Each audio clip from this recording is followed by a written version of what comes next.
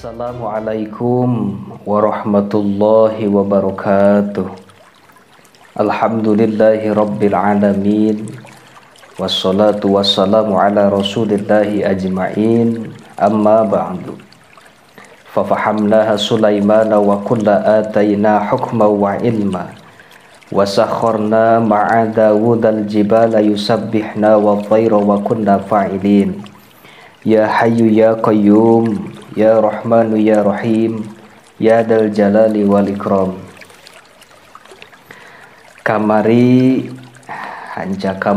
urang tea kakarek dugikakeun ka ngabahas bidauh Rasul saur Gusti Rasul dina hanca kamari bakal datang hiji zaman di mana pada zaman eta moal aya anu salamet kecuali jalma anu nyekel pageuh kana agama tegesna agama Islam.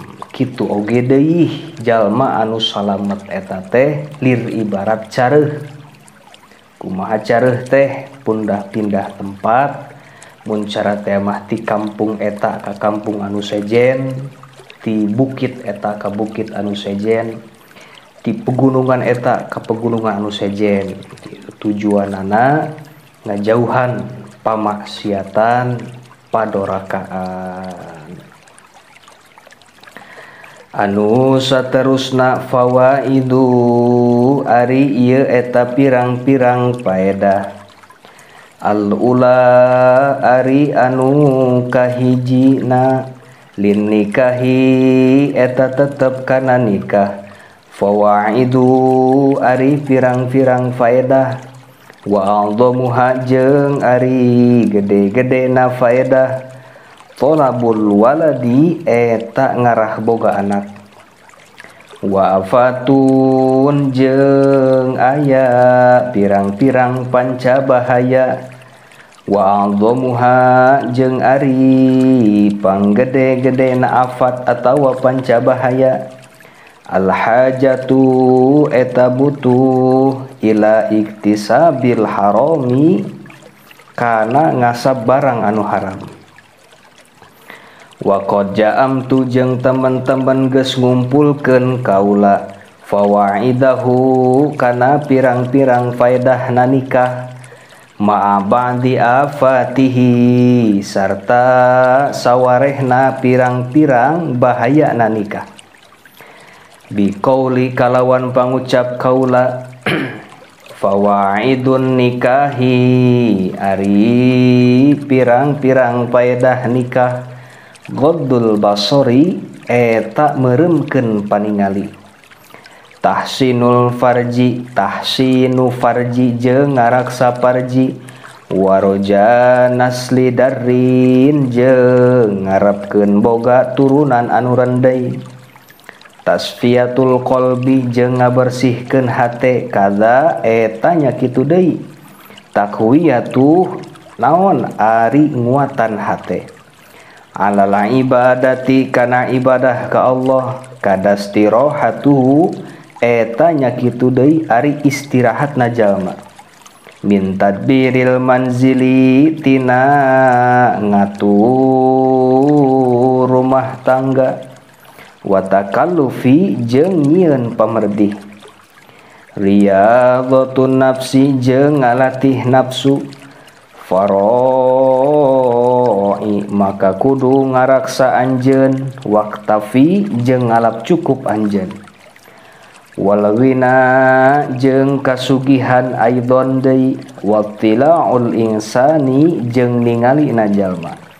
Alalladzi kana perkara yasyukuhu anu ngajadikeun sono ieu ladzi ka jalma. Ilal jinani kana asup kana pirang-pirang surga. Afatuhu ari pirang-pirang bahayana nikah. Al-azzu eta apes anil halali tina ngahasilkeun rizki anu halal. Wa an hukukiha jeung tina pirang-pirang hak bojona fi kulli halin dina saban-saban tingkah. Nah, anu saterusna tadi dia mulai ngabahas faedah nikah sarta pancabahaya na tina nikah. Lamun faedahna nama seueurnya diantawisna di dia faedah keutamaan kaunggulan tina nikah teh diantawisna ngarah boga katurunan, terutama keturunan anu rendei.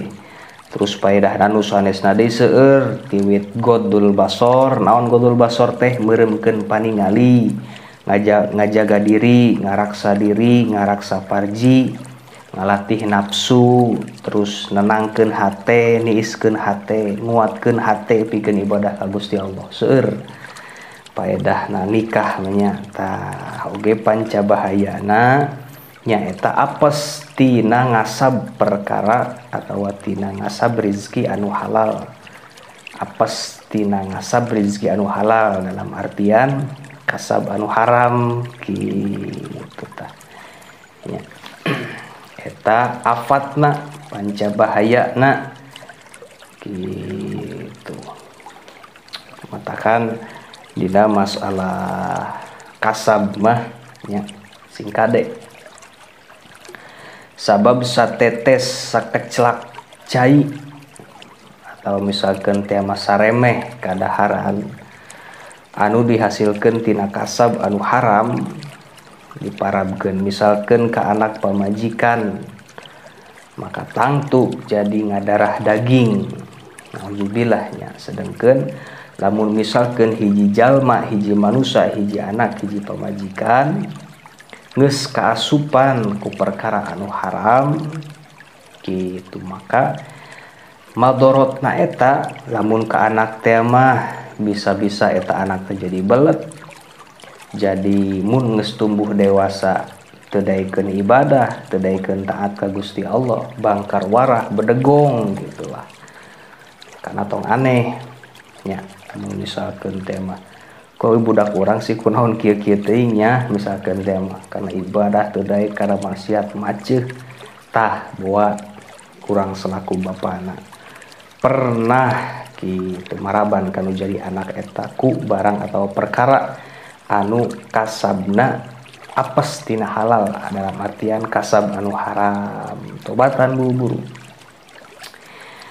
Oge selaku urang nu geus dewasa, boh pamajikan, boh salaki atawa urang nu geus dewasa lah, itu lain kanak-kanak deui. Kok misalkeun teh mah kunaon nya kana ibadah teh lamun teh mah disebutkeun ninggalkeun mah henteu gitu kan. Dilakonan mah salat dilakonan tapi kadang ku urang ditoler-toler, dilengle-lengle gitu kan, diengke-engke. Karena ibadah teh kadang-kadang tepat didae kuara regah wae gitu kan. Tah boa ku urang pernah gitu singkade inget-inget deui bisi pernah ngadahar barang anu sifatna haram, hak batur anu sifatna ku urang didahar teu bebeja heula bisi poho can kok tobatan buru-burunya gitu. Sabab eta madorotna sapertikeun kitu. Kadang-kadang jelema nu geus istilahna pernah keasupan atau geus biasa keasupan perkara rizki atau kadaharan inuman dan sebagainya nu sifatna haram, kadang-kadang seseueurna kitu biasa palih keterangan sababaraha keterangan efekna gitulah. Karena ibadah teh talalangke, karena salat diengke-engke, dilakonan mah dilakonan tapi kadang-kadang dilalangke teh ditalalangke teh gitu, diengke-engke. Karena sing hade nya tina kasab mah mudah-mudahan urang diraksa gitu tah. Anu saterusna ataniatu ari anu kaduana qala ngadauh Abul Abbas saha Syekh Abul Abbas fi ikhtisarihi dina ikhtisarna Abul Abbas Nawazilil Barzali, kitab Nawazilil Barzali, mana sohu kana perkara anu geus ngenas Abul Abbas.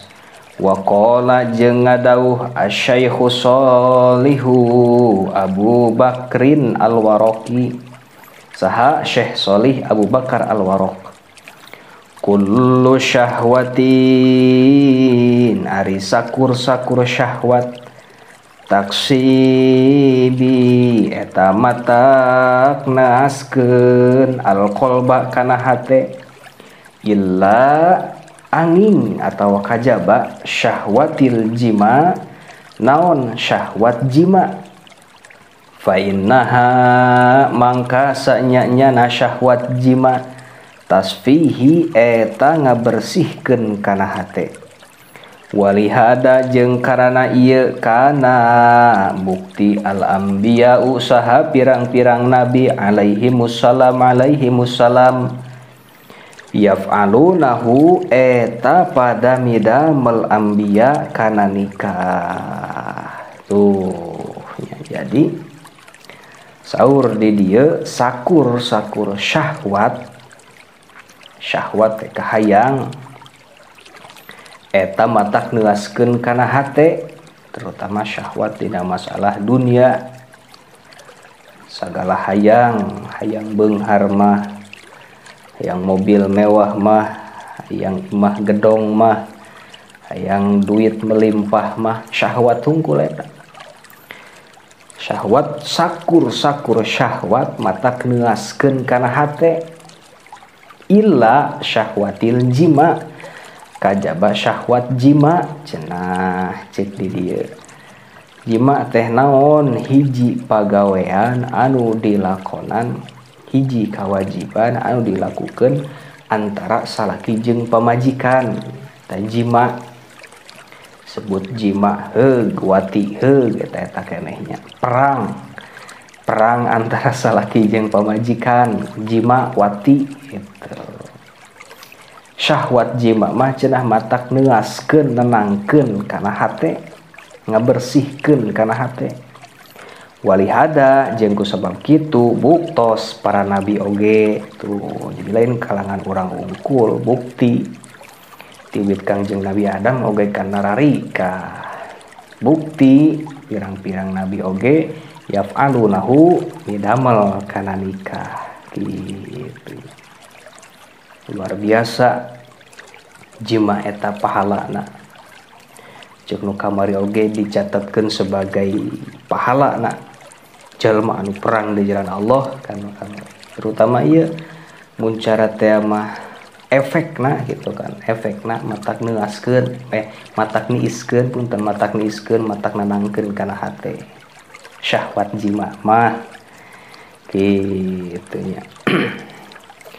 Anu saterusna wafil hadisi jeung dina hadis Kangjeng Nabi, hubbiba diresepkeun ilaya ka kaula min dunyakum tina dunya anjeun kabeh, salasun naon tilu perkara, an-nisa'u kahiji pirang-pirang istri atawa bojo, watibu jeung kadua sesengitan, wajuilat jeung katilu geus dijadikeun qurrata aini naon kabungahan hate kaula fi sholati dina jero salat.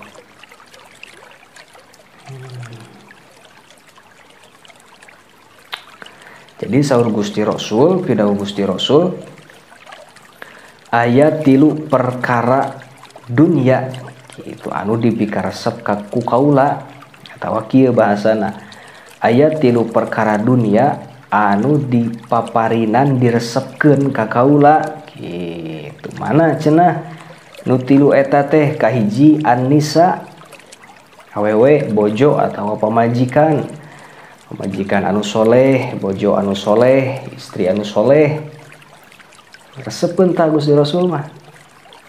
Terus anu teresepnya pemajikan anu soleh mah, anu solehah mah gitu. Sedangkan pan sakitu-kitu na bojo Gusti Rasul mah, pemi bojo Gusti Rasul nyarios payunan Rasul eta soca bojo nate teu wantuneun netep pamen ti Rasul saking ku menghormatina takdimna ka salaki gitu ya. Terus di paminyarios bojo Rasul payunan Gusti Rasul eta suanten istrina teh ya, suanten bojo Rasul tarang ngalangkungan tarikna gitu, volume teh tarang ngalangkungan suanten Gusti Rasul. Masya Allah, malaya lah dibandingkan jeung pamajikan orang-orang biasa mah. Kadang-kadang pun pamajikan nyarita ka salaki bari mulak cangkeng tutuduh sampai bentik-bentik dicuruk kana irung salaki. Naudzubillah ya. Ulah eta teh sapertama ulah. Tidak kumaha deui atuh nya. Bojo anu solehah, istri anu solehah nu kahiji nu dipika cinta ku Gusti Rasul, anu dipika resep ku Gusti Rasul dina urusan dunia. Sabab pemajikan ge dah dunia nya, salaki dunia pemajikan dunia kitu tah. Anu kaduana watibu jeung sesengitan. Tah, kadua mah tina urusan dunia anu diresepkeun ka Gusti Rasul atanapi anu dipika resep ku Gusti Rasul sesengitan, terutama lalaki lamun misalkan rek berangkat ka masjid, salat berjamaah di masjid sunnah mau parfum, mau sesengitan. Sebab Gusti Rasul oge midamel kana eta pidamelan. Bahkan Gusti Rasul mah samemeh mangkat ka masjid teh ieu na teh tah godegna teh sok disisiran, godeg disisir Gusti Rasul mah, janggot disisir. Tapi urang mah ulah nurutan ai eueuh godegan nya nu aya kitu sote. Eta kan apik-apikna Rasul gitu. Logika disisiran heula, terus nganggo parfum secukupnya. Sebab malaikat diantawisna resepeun gitu. Karena sesengitan, karena sunnah nya. Laki pada berangkat ke masjid teh sok nganggo parfum secukupnya. Ulah meledak teuing deui ieu mah ulah tika saruangan masjid misalkan segak ku parfum. Geus tengah poe ereng-ereng nu dipake parfum melati teh geuning. Aduh. Yang mabet ke matanya. Bahkan dina kitab Sulamut Taufik apa Risalatul Mawanahnya.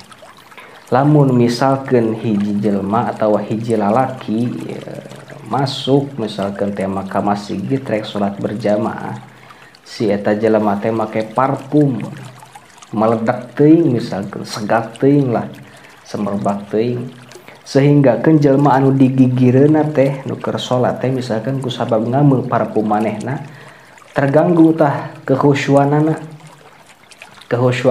ku sabab ngameu parfum urang misalkan teh tah makana urang eta make parfumna eta di hukuman haram cenah ceuk tasawuf mah kitu nya.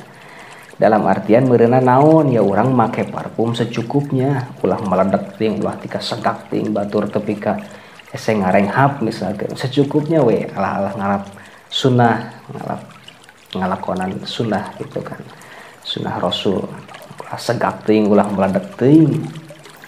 Terutama di dina aturanana masalah parfum oge aya aturan antara lalaki jeung awewe. Jadi lamun misalkan teh mah lalaki mah pakai parfum teh kudu anu semprotanana atau bekas semprotanana teu katingali tapi wangina semerbak.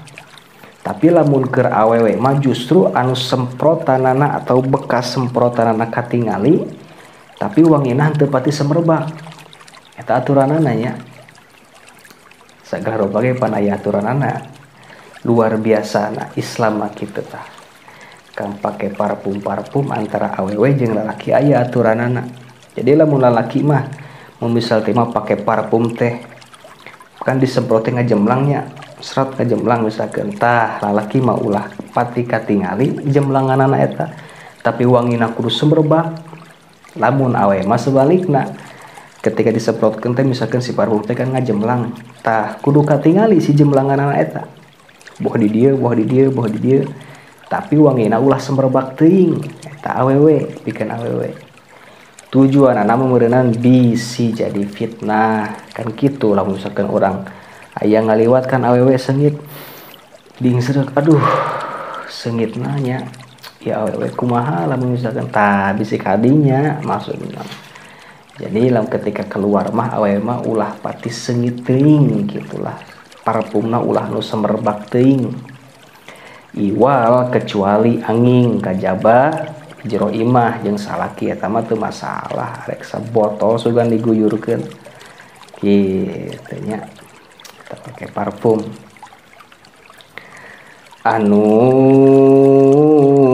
Saterusna wajuilat qurratu aini fi sholati nu katiluna perkara dunya anu diresepkeun ka kaula nyaeta katenangan hate saur Gusti Rasul katentraman hate dina migawe salat hese nya urang mah can bisa nepikeun ka dinya teh Gusti Rasul mah kan ketika netepan ibadah ka Gusti Allah teh hate teh tenang tentrem ayem ayo urang makan kekarek Allahu Akbar ge hate jeung pikiran Allahu Akbar ya kitu teh keur wudu jam tangan lepaskeun gantungkeun beres wudu masuk ke masjid Allahu Akbar jam tangan di mana cenanya Allahu Akbar ruku kita asa dina atas tadi teh sami Allahu liman hamidah tapi asa digantungkeun cenah di WC bener orang kadang-kadang kan gitu boro-boro ngarasa tenang na hate nya pikiran we kadang ka mana-mana kapikeun we da dina masalah eta mah urang teu bisa kumaha nu penting urang mah ngalaksanakeun ngajalankeun naon nu diparentah ku Gusti Allah ngajauhan naon anu dilarang ku Gusti Allah kadar-kadar ibadah ya urang sakamampuhan urang urang mampuna sakitu ya sakitu nya kumaha deui gitu kan penting mah urang ulah wani-wani ninggalkeun naon rupa anu diparentah ku Gusti Allah terutama dina ibadah salat terutama nama kadar-kadar kemampuan atau misalkan kualitas ibadah urang sakitu ayana ya sakitu ayana kemampuan urang da sakitu gitu tah rumasa urang dina salat can bisa tenang hate can bisa tentrem can bisa khusyuk dina salat atuh ngarasa kitu mah heug atuh dina rukuna atawa dina gerakanana rarapih bebenah ku urang dina rukuna dina sujudna dina tumaninahna gitu kan peperih ning atuh hate jeung pikiran keur salat can bisa tenang bahasanakan atuh gerakan-gerakanana ku urang rarapih kitu nya aya 3 perkara tah cenah saur Gusti Rasul anu dipikaresep ku kaula dina urusan dunia hiji istri pamajikan atau bojo anu solehah 2 sesengitan 3 katenangan hate kaula dina ngalaksanakeun atawa dina jero salat gitu ya. Asalisatu waradat ahaditsu katsiratun fi fadlin nafaqati 'alal iyali binniyatis sholihati wallahu alam bissawab subhanaka allahumma wa bihamdika asyhadu an la ilaha illa anta wahdaka la syarika laka astaghfiruka wa atubu ilaik. Assalamualaikum warahmatullahi wabarakatuh.